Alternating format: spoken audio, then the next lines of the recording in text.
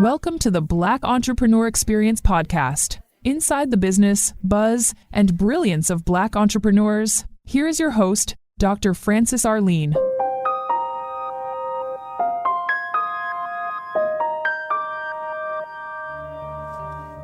Innovative Thinkers, episode number 559. Innovative Thinker.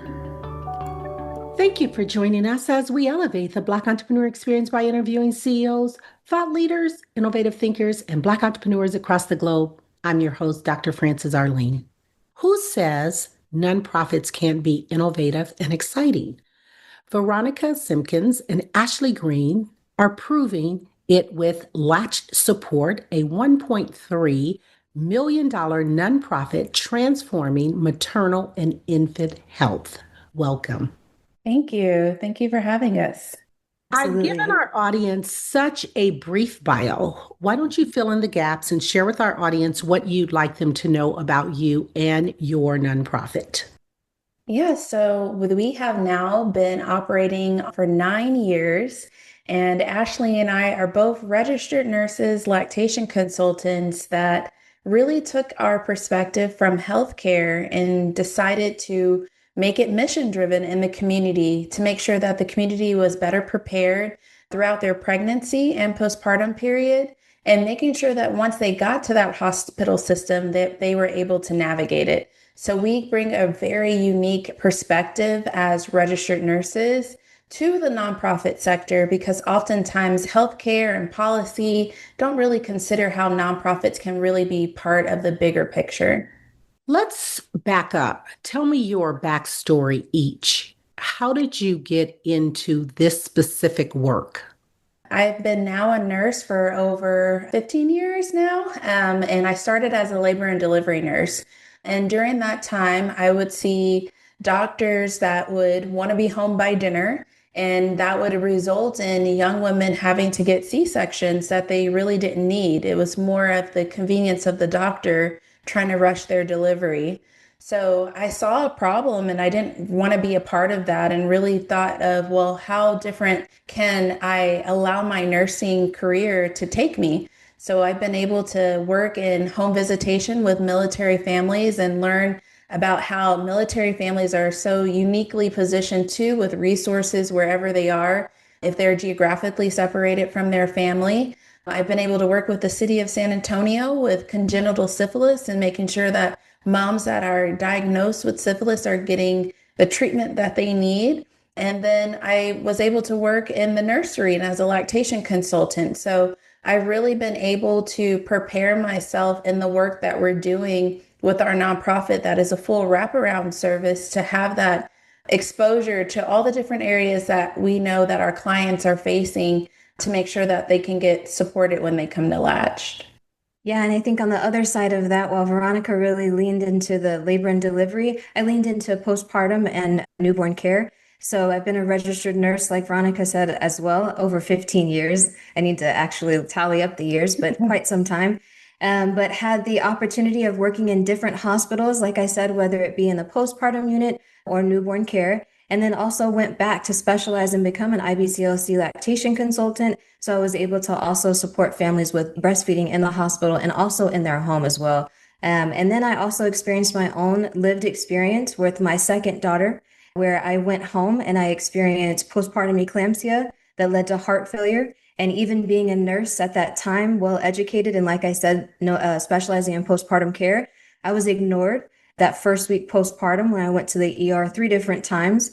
And it wasn't until I did enter heart failure that I got the help that I needed. So from there, I've been blessed to be able to work with Veronica to start Latched and really support families to prevent them from experiencing what I did. And how did you guys connect in terms of business partners? We always say everything happens for a reason. So during my period of expanding my landscape of learning, I took a job as a lactation consultant, and actually the one that was orienting me to the floor.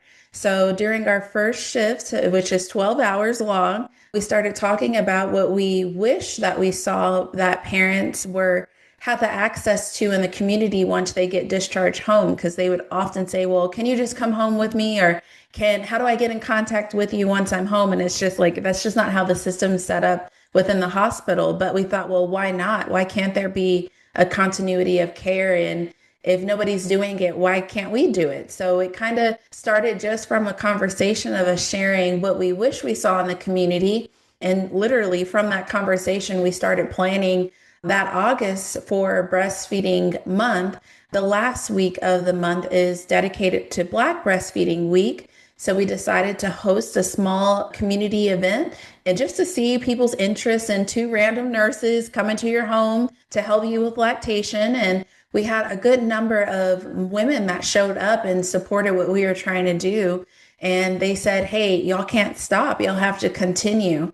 So it literally just started from that conversation that we had from the moment we met each other. And it has now evolved into a great friendship and business relationship over these last 9 years. So are you still currently working in the profession of nursing, both? So we're no longer working in the hospitals, but we are 100% working for Latched Support and supporting families preventatively before they deliver.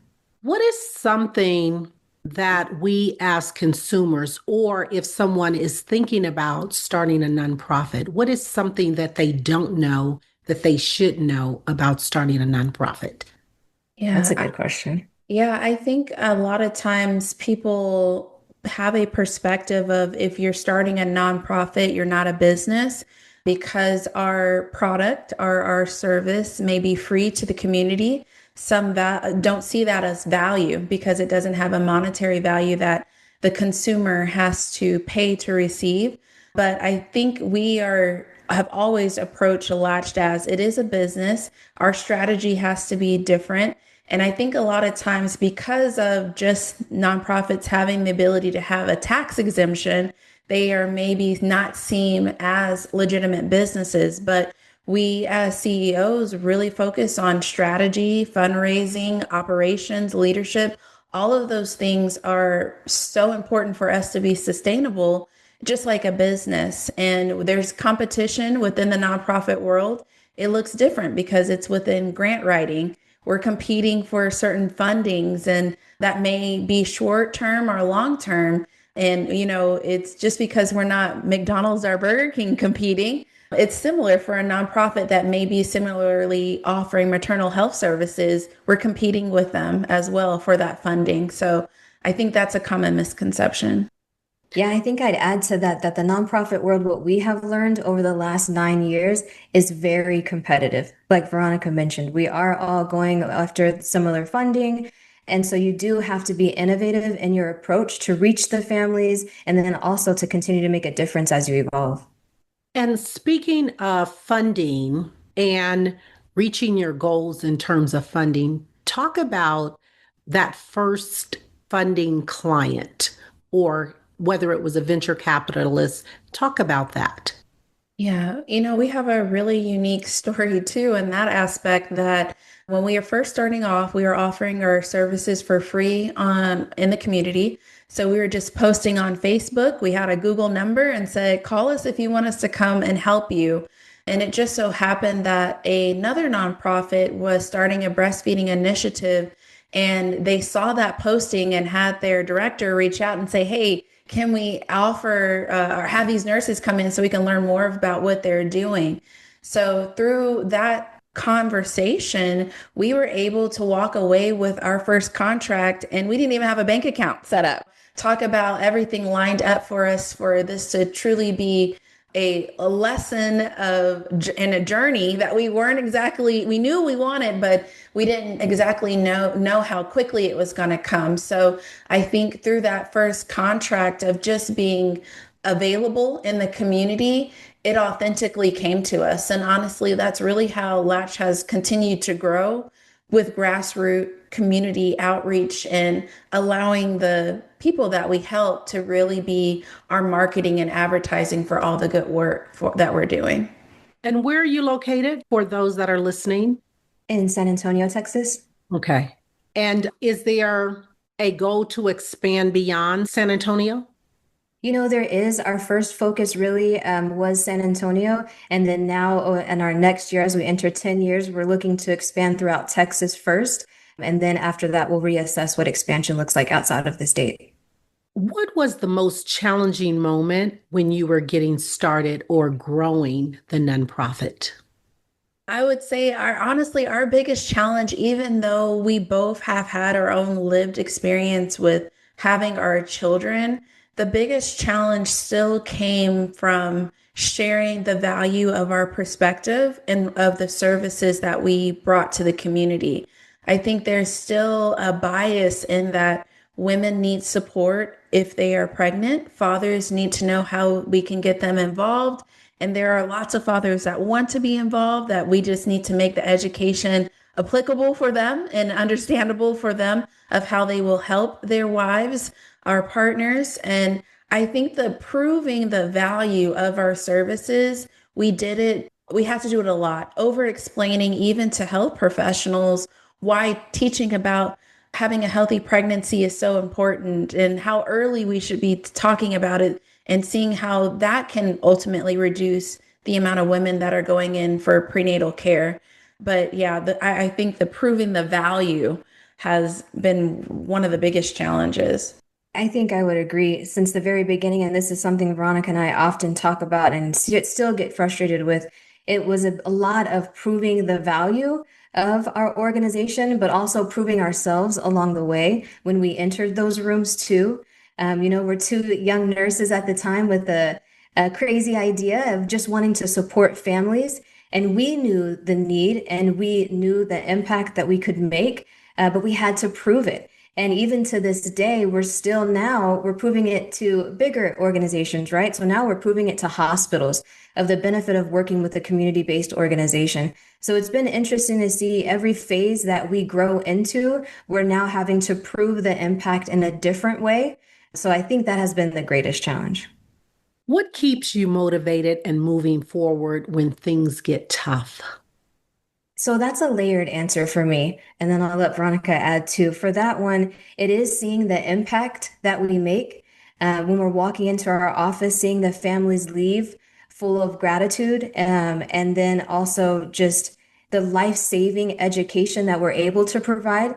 I read almost every single survey that comes through, and hearing families say that they're so appreciative, they're so thankful for the information, that they've learned something. And then on the flip side, for instance, our doula program, saying that they felt like they couldn't have done it without our doula there. They really helped them use their voice and advocate for them during the process. So that is a huge motivator. But I also think, our dynamic is a little different being a co-founders. And I will say that over the years, we've motivated each other. There are times over these last 9 years that we have wanted to quit some days because it was hard. It is very hard starting your own organization and then not even starting it with the thought of the magnitude it would reach. So it does get tiring, but I think we lean on each other and motivate each other as well. I think I'll echo the same thing. I think initially from the time we had that conversation back in the hospital, and we were the ones that were providing that breastfeeding assistance and going into the homes, to now seeing that vision come to life with now business strategy and being resilient through COVID and coming out on the other side. There's a lot of nonprofits that came before us that have been established way before us that are not still standing. So I think it's a testament to also say that there is some good strategy behind what we are doing, even though our staff may look at us like, oh gosh, what are they thinking right now? But I think it has proven to be something that is sustainable, even beyond the years of when me and Ashley step away and we're no longer leading something that we founded. So I think I have the most gratitude with that, knowing that we've established something that will be able to live beyond even the time that we're leading it. Talking about impact, I'm sure you have many stories and only share what you can share. Is there a specific client or story that you want to share that can kind of summarize what you're doing and the impact you're making? Yeah, there's a lot of different stories, but there is one that really comes to our mind that we often share. And it was when we first started, and Veronica and I were doing the home visits ourselves. And we got a phone call from Nurse Family Partnership, who we were partnered with, and they wanted us to go in to support a teen mom with breastfeeding. We thought we were just going in with our lactation hat and we were going to help this mom breastfeed. She was an 18-year-old female, and we thought she had a healthy delivery and all was well. However, when we spoke to her over the phone, there were a few flags that we heard. And so we wanted to take a deeper look and knew what we wanted to focus on when we got into the home. But when we got there, we started to peel back the layers to an onion, and we learned different situations were going on. So with this mom, she had gone to the hospital, delivered vaginally, all was well. But her nurse actually told her postpartum that it was normal to run a fever, and that if she did, she should take Motrin 800 and Tylenol codeine around the clock. So this young 18-year-old mom was doing that. She did have her mom there, so grandma was there to support. However, grandma only spoke Spanish, so there was a language barrier with the nurse, and the nurse unfortunately didn't take the time to explain it to grandma. So mom, the 18-year-old female, she did think I needed to take Tylenol, codeine, and Motrin 800 around the clock because she did have a high fever. So she was taking that around the clock, masking a fever. However, when we got there, we saw baby, and our intention was we're going to help with breastfeeding. But at that time, baby was already listless. So was extremely tired. We couldn't wake baby up. And we were trying to get mom to now pump since we couldn't latch baby to the breast. And we were unable to extract any milk with the pump. We even tried to hand express. For us as lactation consultants and nurses, we knew this many days postpartum, if this is truly a young, healthy 18-year-old female, we should be able to collect breast milk at this time, but we couldn't. So then once we started to talk to her, that's when we found out that she was experiencing that fever and masking it with the medication. So at that time, we said, pause on breastfeeding, and we put our nursing hat on. We had mom call the doctor. The doctor admitted her. Actually, she had retained placental fragments left behind from her C-section, and she had already gone septic. So she actually ended up staying in the hospital for 10 more days.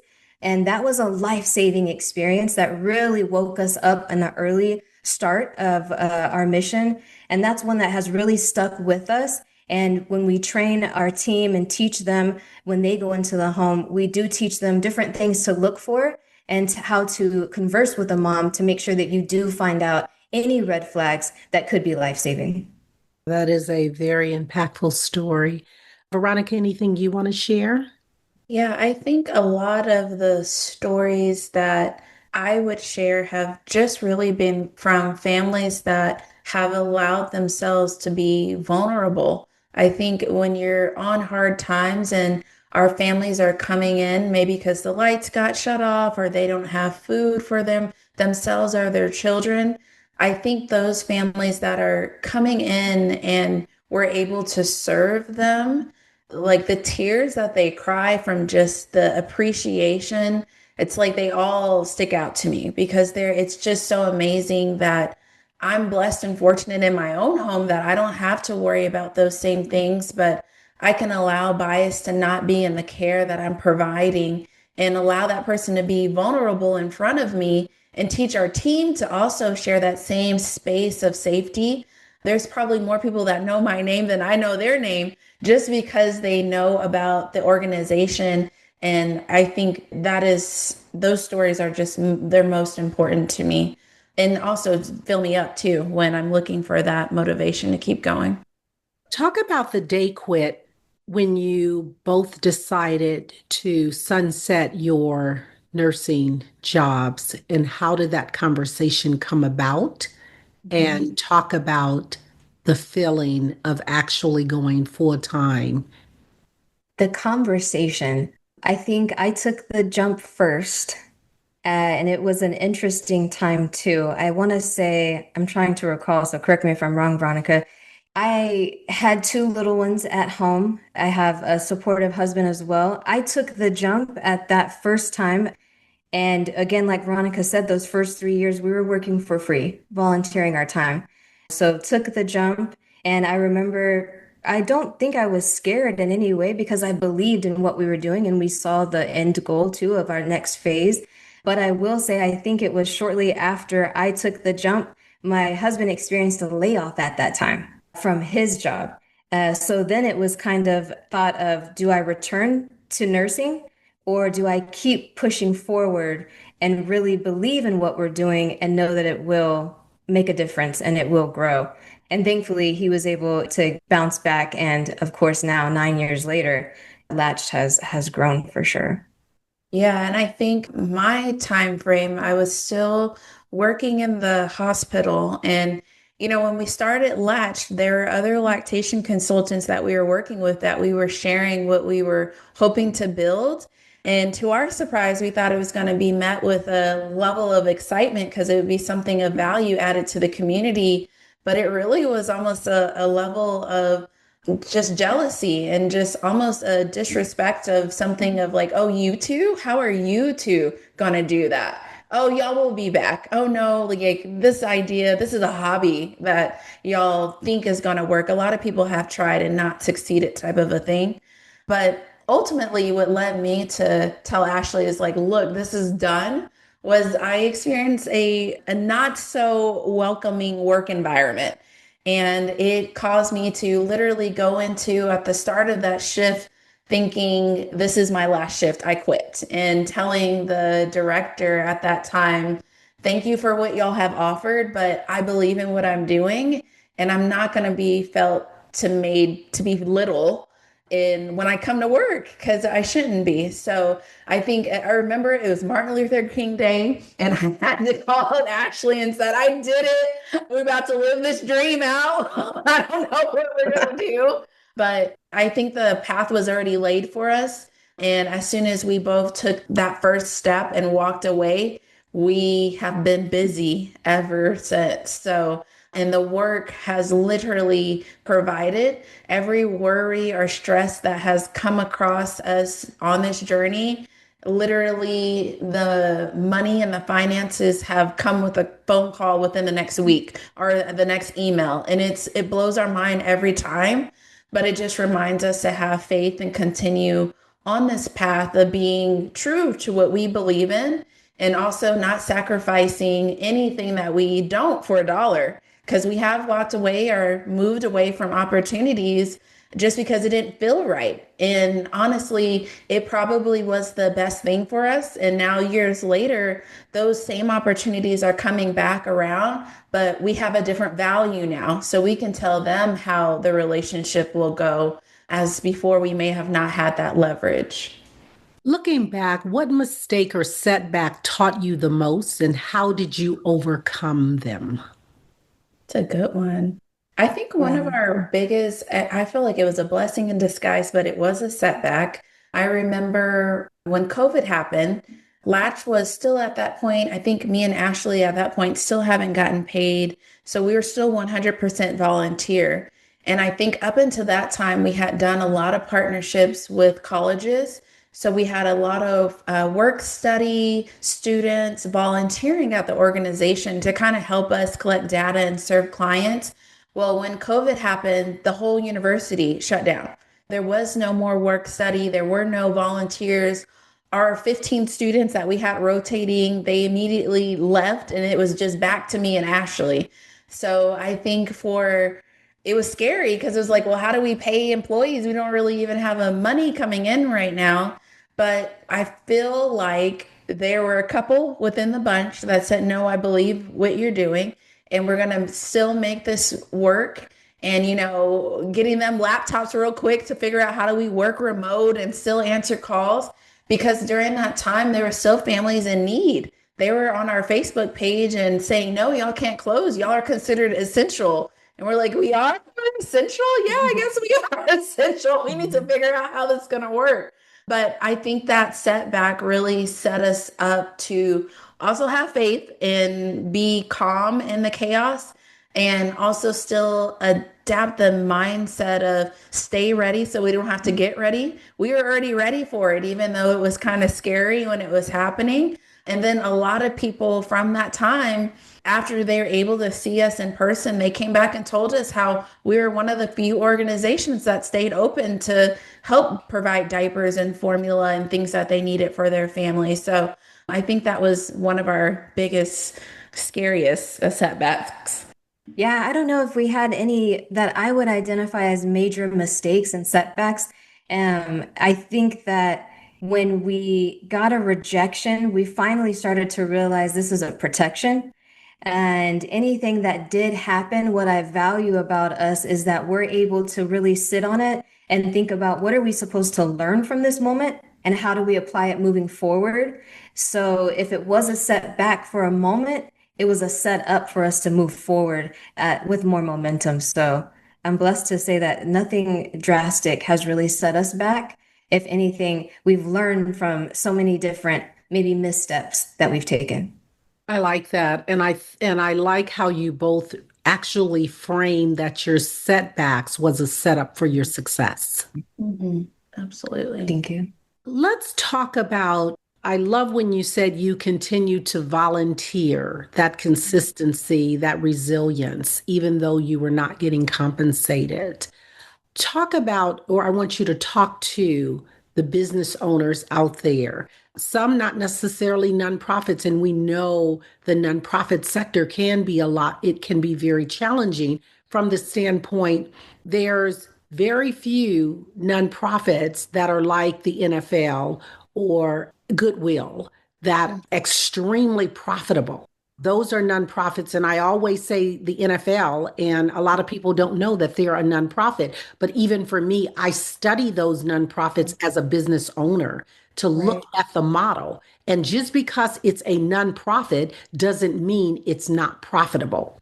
Because we know that Big Brothers, Big Sisters, Goodwill, all of those organizations are extremely profitable, and look at the amount of money that their CEOs are making. You will know that it's extremely profitable. As nonprofits, not on that level, but moving to that level, speak to those owners out there, whether it's for profit or nonprofit, that is at that juncture where they're not profitable. We've seen statistically that there are a lot of diverse businesses that some they barely make 50,000 a year. Talk to them. What advice would you give them? Yeah, I think the biggest thing would be what we have tried to stay on is stay ready so you don't have to get ready. That means even if it doesn't feel like it's coming fast, there's nothing wrong with planning. There's nothing wrong with preparing for if I do get that contract, do I even have the capacity right now to really live it out and fulfill the expectations that they would have of me? I know sometimes in the beginning when the money is funny, that's what I tell Ashley, our money funny. When the money is funny, it feels like you're always in crisis, but you also have to make sure that when you're entering into opportunities that you're ready. And if you're not ready, that means there needs to be more planning and structure.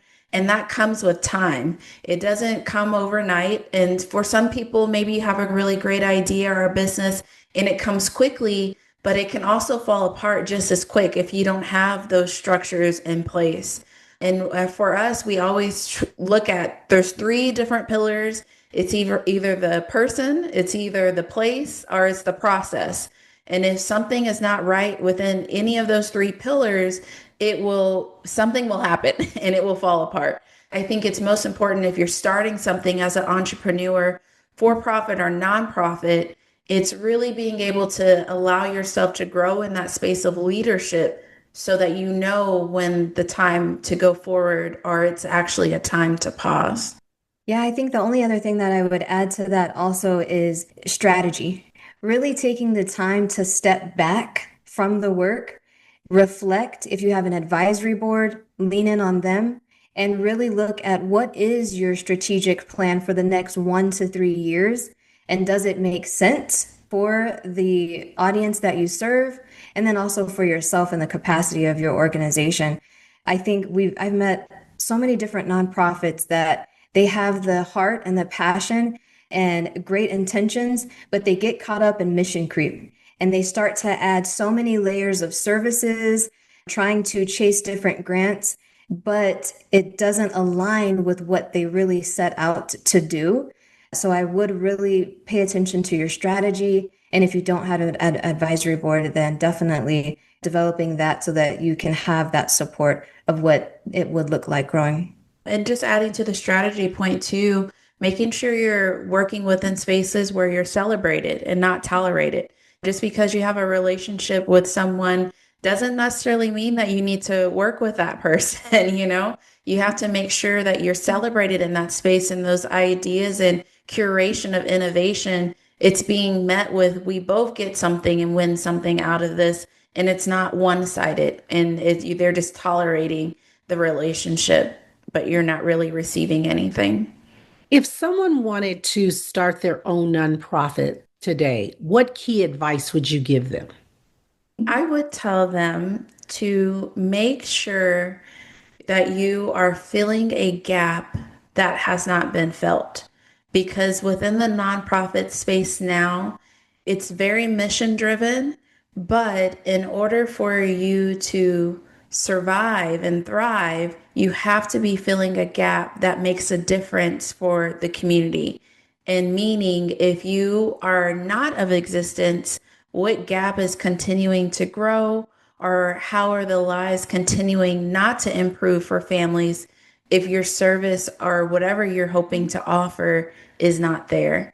You have to be very strategic in that you're not doing something that is already being done in the community, or if it's doing something that's similar, how do you make it different to continue to meet a gap that is not being met within that sector? I think also for the nonprofit world, I really encourage founders to lead with intention, making sure that whatever your mission is, whatever services you're going to provide, that they are of quality. So that is something that we definitely lead with and value. We do not add another program or a service unless we know what the intention is. As also we remain grassroots, we make sure that the community wants it. We don't just assume that they want or need it. So we stay in that aspect too, making sure that we listen to the voice of the community, lead with intention, and make sure it's done with quality, dignity, and respect. And speaking of difference and quality, what makes Latch different? That's a good question. There are other organizations, especially in San Antonio and surrounding areas, and they may offer one of our program services. So there may be another organization that offers our doula services, and that's all that they offer. Or there may be an organization that offers car seat services. But for us, what we pride ourselves in is that we have identified ourselves as a complete wraparound organization. So we support families from the time they find out they're pregnant, because we do offer free pregnancy testing, and then also until their child enters pre-K. So making sure that they are pre-K ready too. So making sure that they have everything that they need to thrive, whether it be material assistance to decrease parental stressors, and then also making sure that we provide quality education that is RN backed so that the families stay informed of not only how to take care of and advocate for themselves, but also how to continue taking care of their child and advocate for them as well. Did you want to add anything, Veronica? No, I think she nailed it with that one. Thank you. What's the next goal or milestone for Latch, and what excites you about the future? The next goal for us is to continue doing what we've been doing, because this year we really did reflect and we said, wow, we are light years ahead, which we're proud of other organizations.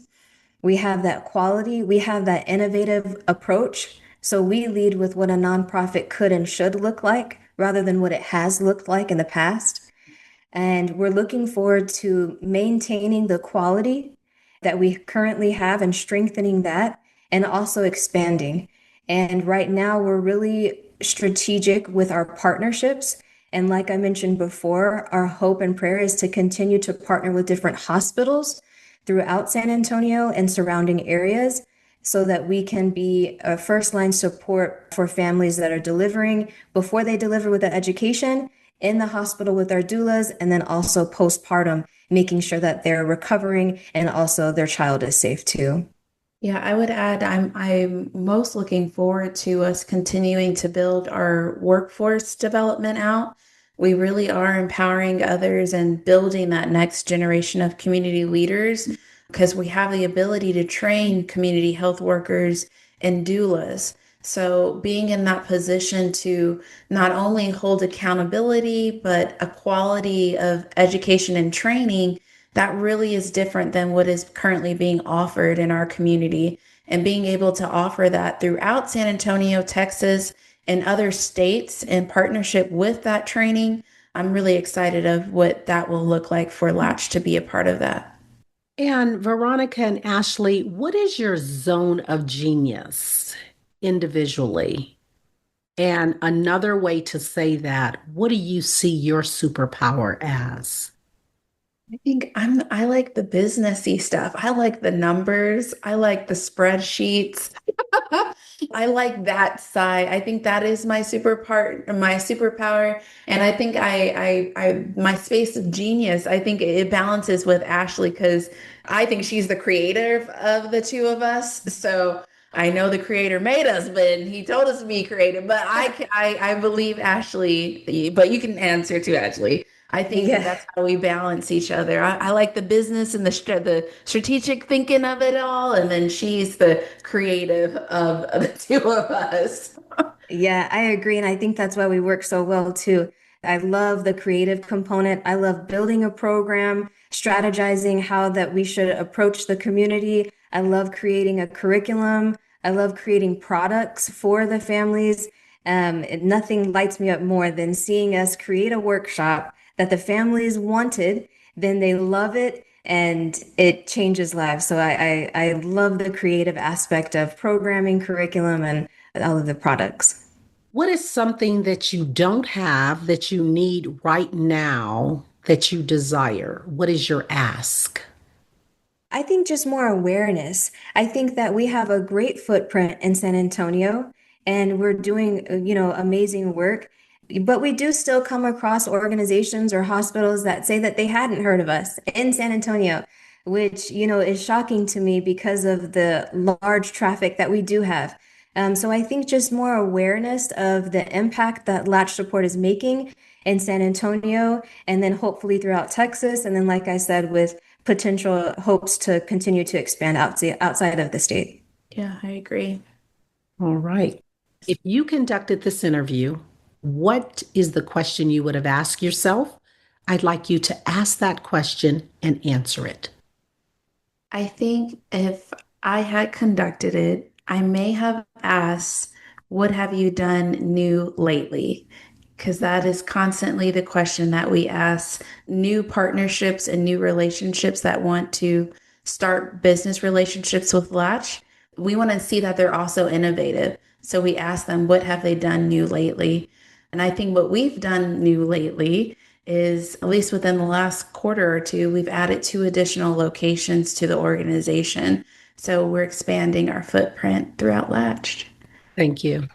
I think the one thing I may have asked is because I love to ask others or organizations this as well is what is your innovative approach as a nonprofit in particular when you serve the community? And for us, we do it in layers of everything that we do, from branding to social media to the programs and the education we offer. We're always trying to stay 10 steps ahead and keep it innovative and make sure that it's staying relevant with where our community is at. We come to the part of our interview. It's called the Fun Fact Lightning Round. I'm going to ask you a series of questions, and I'd like you to give me very quick answers. If there's something you desire not to answer, feel free to say pass. And so I'm asking this question, but I'm asking for you both individually, and feel free to say pass if you like to say pass. What is your favorite comfort food? Anything salty. Yeah. Me too. Chips, yeah. Potato chips. I got a bad chip habit. The last movie you saw? Oh no, I can't remember the last movie I saw, but I am going to see Goat with Stephen Curry soon this week. You relax doing what? Massages. Meditation. Your favorite singer or rapper? Right now on my Spotify, I have 3 in rotation. I have Leon Thomas, Giveon, and Daniel Caesar. And Brandy's always in my mix. I've been on a Whitney Houston theme lately for some reason. Your favorite dance song? Oh, what did we? Well, Veronica and I love Drake. Started from the Started bottom. from the That's one in bottom, our now we're mix. here. Yeah, that will hype us on a low day. Or what's the? Oh gosh, I forgot the other one. Back then they didn't want me. Oh, Oh, yes, I can't remember. it's a throwback. But anyways, those two get us. They get us going. What food you eat every week, no matter what? I'm kind of boring, but I do eat a egg white and spinach breakfast taco. Yeah, I don't know. I'll say pass on that one. I'm all over the place right now with food cravings, so I don't know. Veronica and Ashley, thank you so much for joining us on Black Entrepreneur Experience Podcast. Before we let you go, share with our audience the best way for them to connect with you and to support Latch. And feel free to leave any and all social media handles. Absolutely. Our website, you can always find us at latchsupport.com. And you can always support the organization through our website as well. You can also volunteer. There are links on that website and learn more about the organization and impact we're making. And then you can also follow us on Instagram and Facebook at latch.support. Thank you, Veronica and Ashley. That's a wrap. Thank you for listening and subscribing to Black Entrepreneur Experience. We would love for you to leave a review and rating on iTunes and share with your friends. For show notes and more episodes, go to www.beepodcast.com. Join us next Wednesday, and remember, green is the new black. So keep your bank accounts and your business in the black.